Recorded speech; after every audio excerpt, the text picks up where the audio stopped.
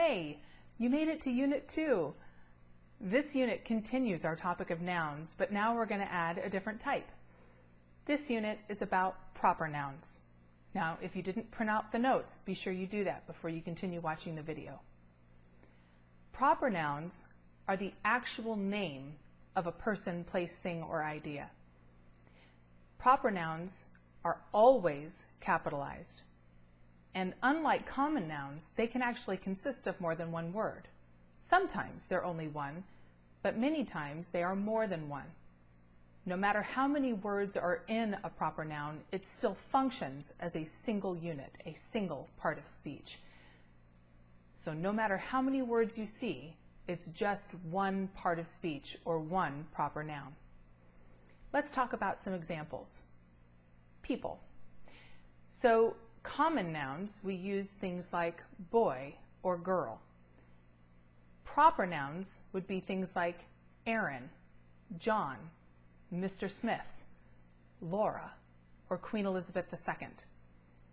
Notice that if you have an honorific like Mr., Dr., General, or something like that in front of someone's name, or a junior, senior, the second, or something after someone's name, that's all considered part of their name and therefore part of the proper noun.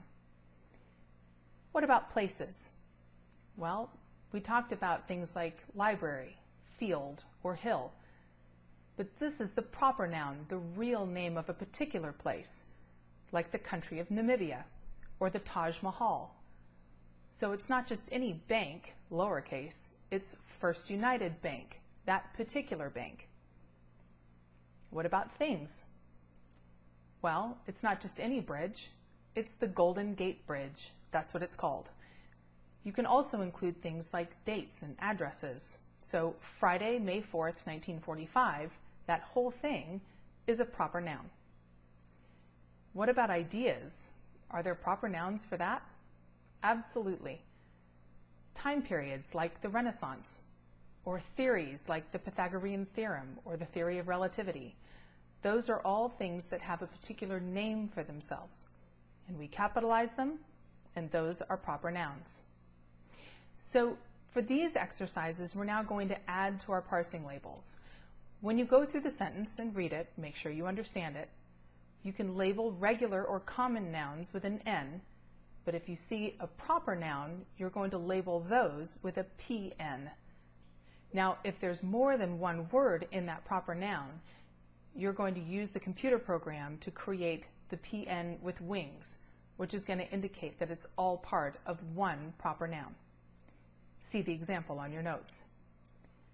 My mother Robin graduated from college on May 30th, 1968. Well, mother is a noun, it's lowercase. Robin was her name, and that's a proper noun because that's her name. College is a common noun. It doesn't say what particular college. So if it had said Cal State Long Beach, that would be the proper noun.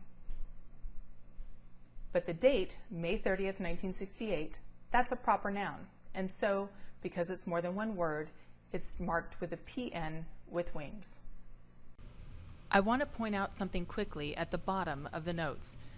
Now, titles are things, I've already said, are proper nouns, and sometimes you will see that within those titles there might be small words that are not capitalized. My example on the notes is Wind in the Willows, a wonderful book, by the way, but you'll notice that the in and the are not capitalized. Now, that's all according to capitalization rules, which we're going to teach later in Grammar Planet. But for right now, I just want you to be aware that when you see a title of something or a name of something, even if there are small words in that title or in that name that are not capitalized, that whole thing is still a single proper noun. In this unit, you'll have more choices because we'll be marking both common and proper nouns. Now, to mark a regular noun, you'll do as you did before, with an N. But remember, proper nouns can consist of more than one word sometimes. Now, sometimes they are a single word, like Mexico, which is the name of a country. So for a single word proper noun, you would use this, PN. But if you have a proper noun that's made up of more than one word, you'll need to use the wing settings. So for instance, July 4th, that date is a proper noun. So you'll need to put a wing on each side. Now, Cabo San Lucas is a singular proper noun. It's the name of a city. So we'll put a wing on this side and a wing on this side, and in the middle, it'll either fill it in for you, or if you had done it in order, it'll put a PN without wings in the middle. When you're ready, you hit submit. Now it's your turn. Make sure to read the sentences and make sure you understand them. Print out the notes if you haven't already, and refer to those if you need it. Now you're going to be finding nouns, both common and proper, in the sentences of Unit 2.